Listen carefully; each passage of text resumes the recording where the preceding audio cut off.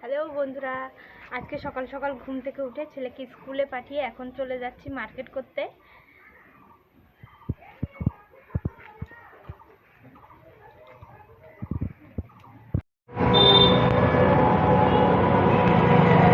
টোটোতে বসে পড়েছি। জানি বসতে গেলে ভাড়া দিতে হবে, একটা সিট নিলে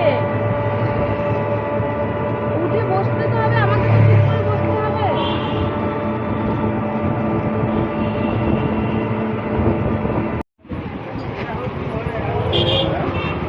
মার্কেটে চলে এসেছি। এবার চলো মাছ বাজারে যাওয়া যাক। দেখো এখানটায় চালের দোকান, এখানটায় প্রচুর দোকান আছে। এবার আমি মাছ বাজারে ঢুকে পড়বো। দেখো মাছ বাজারে ঢুকতেই সামনে একটা লোক শুটকি মাছ নিয়ে বসেছিল। দেখো আমি মাছ বাজারে ঢুকে পড়ছি। প্রচুর মাছ, এখানটায় অনেক বড় বড় মাছ পাওয়া যায়। দেখো কত বড় বড় মাছ, মাছের সাইজগুলো একবার দেখো। দেখো এই পাশটায় একটা বোয়াল মাছ ছিল, বড় বোয়াল মাছটা।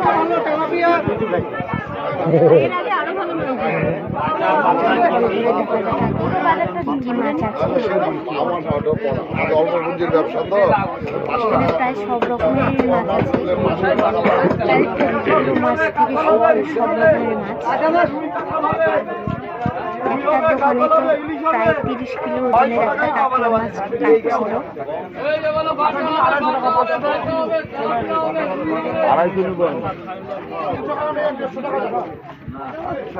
আমি সব দোকানটা আগে ঘুরে ঘুরে দেখে নিচ্ছি কি মাছ আছে। মন মতো পাবদা মাছ নিয়ে নিলাম। আজকে অনেক দূরের বাজারে গেলাম, একটু ক্লান্ত হয়ে গেছি, বসি। আর আমাদের এখানে কাছে পিঠে এই বাজারগুলো আছে, ওখানে এত বড় বড় মাছ পাওয়া যায় না, সেজন্য একটু দূরের বাজারেই গেলাম। দেখো আজকে আমি পাবদা মাছ নিয়ে এসেছি। দেখো পাবদা মাছের ছালগুলো কত বড় বড়। এবার আমি ভালোভাবে এগুলো কেটে বেছে ধুয়ে নেব। দেখো আমি এখানটায় মাছটা পরিষ্কার করে ধুয়ে নিয়েছি। এবার পরিমাণ মতো এখানে লবণ আর হলুদটা দিয়ে দিয়েছি। এবার ভালো করে মাখিয়ে এটা আমি রেস্টে রেখে দেব। তার ফাঁকে আমি মাছের জন্য মশলাটা করে নেব। এখানে সাদা সর্ষে নিয়েছি আর পোস্ত নিয়েছি। কালো সর্ষেটাও দেওয়া যায়, কিন্তু কালো সর্ষেটা আমি অল্প পরিমাণে দেব এখানটায়। দেখো তার জন্য আমি মশলাটা করার জন্য সব কিছু নিয়ে নিয়েছি। এবার আমি মশলাটা করে নেব। আমি সব মশলাটা করে নিয়েছি। এবার মাছটা ভেজে নেব। কড়াইতে আমি তেলটাও গরম করে নিয়েছি। এবার এক এক করে মাছ ছেড়ে দেব। পাবদা মাছ ভাজার সময় খুব ফোটে, এজন্য উনুনের আঁচটা অল্প দিতে হবে।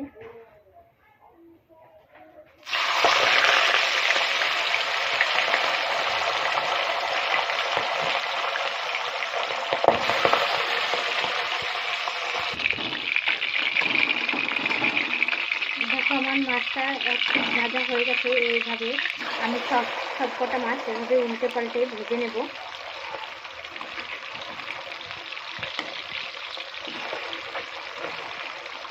ভাজার সময়ও যখন তোমরা উল্টাবে তখন এইভাবে উনুনের আঁচটা কমিয়ে দেবে আর মাছটা দেওয়ার সময়, তাহলে গায়ে ফুটে আসবে না। তারপরে ঢেকে ভালোভাবে আঁচটা দিয়ে দেবে। দেখো আমি মাছটা ভেজে নিয়েছি। এবার মাছের ঝোলের জন্য আমি এখানে ফোড়নটা দিয়ে দেব। আমি এখানে 2টো তেজপাতা আর 2টো শুকনো লঙ্কা ফোড়ন দিচ্ছি। এবার এগুলো ভালোভাবে ভেজে নেব।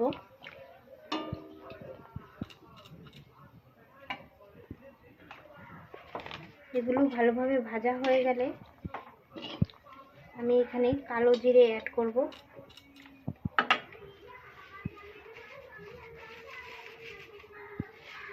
আমি এখানে কালো জিরে দিয়ে দিয়েছি। এবার আমি একটা টমেটো কুচি কুচি করে কেটে নিয়েছি। এবার এটা আমি এখানে দিয়ে দেব। এবার আমি টমেটোটাকে ভালোভাবে কষিয়ে নেব। চলো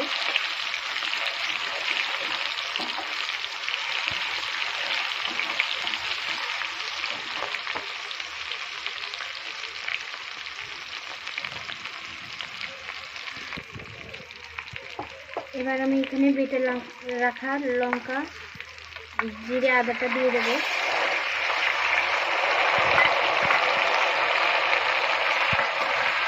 এবার আমি এটা ভালোভাবে তেলে মিক্স করে নেব। এবার এখানে আমি 2 চামচের মতো ধনে গুঁড়ো দিয়ে দেবো।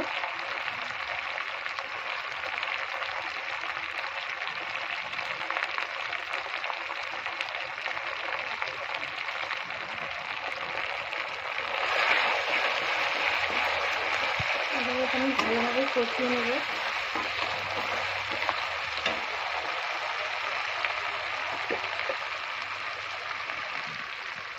এবার এখানে আমি স্বাদ মতো লবণ দিয়ে দেবো।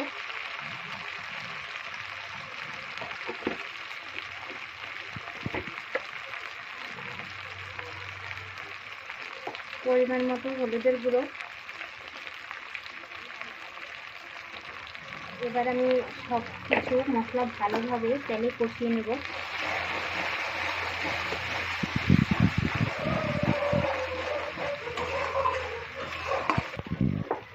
আমি মশলাটা হালকা কষিয়ে নিয়েছি। এবার মশলা করার জলটা দিয়ে ভালোভাবে আবারও কষিয়ে নেব।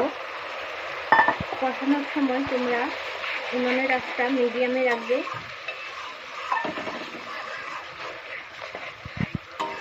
এবার আবারও ভালোভাবে কষিয়ে নেব। দেখো আমার মশলাটা সুন্দরভাবে কষানো হয়ে গেছে। এরকম দেখো কত তেল বেরিয়ে গেছে মশলার গায়ের থেকে। এবার আমি এখানটায় সর্ষের পোস্ত বাটাটা দিয়ে দেব। এবার আমি হালকা এটাকে কষিয়ে নেব। সর্ষের পোস্তটা ভালোভাবে অনেক সময় কষাতে হয় না, তাহলে সর্ষের যে টেস্টটা থাকে সেটা নষ্ট হয়ে যায়।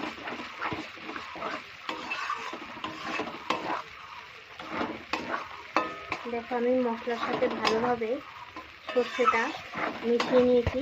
এবার আমি এখানটায় পরিমাণ মতো জল দিয়ে দেব।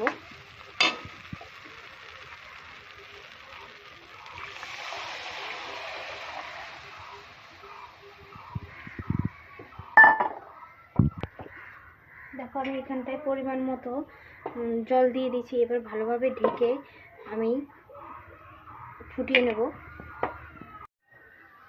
দেখো আমার তরকারিটা ভালোভাবে ফুটে গেছে। এবার আমি মাছগুলো এক এক করে ছেড়ে দেব।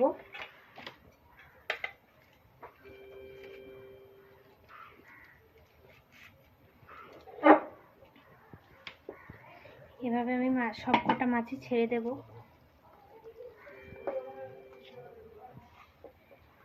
মাছগুলো ছেড়ে দিয়ে ভালোভাবে আরেকবার ফুটিয়ে নেব।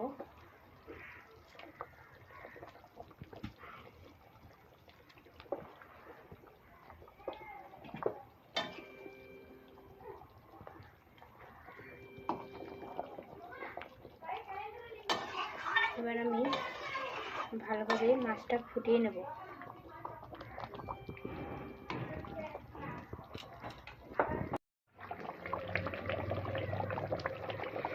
দেখো পাবদা মাছ দিয়ে সর্ষে বাটার তরকারিটা হয়ে গেল। এবার আমি এটা নামিয়ে নিব। তোমরা চাইলে এখানটায় কাঁচা ধনে পাতাও অ্যাড করতে পারো, কিন্তু আমার কাঁচা ধনে পাতাটা দিলে অতটা ভালো লাগে না। আমার চ্যানেলটাকে তোমরা অবশ্যই লাইক, শেয়ার, কমেন্ট করো।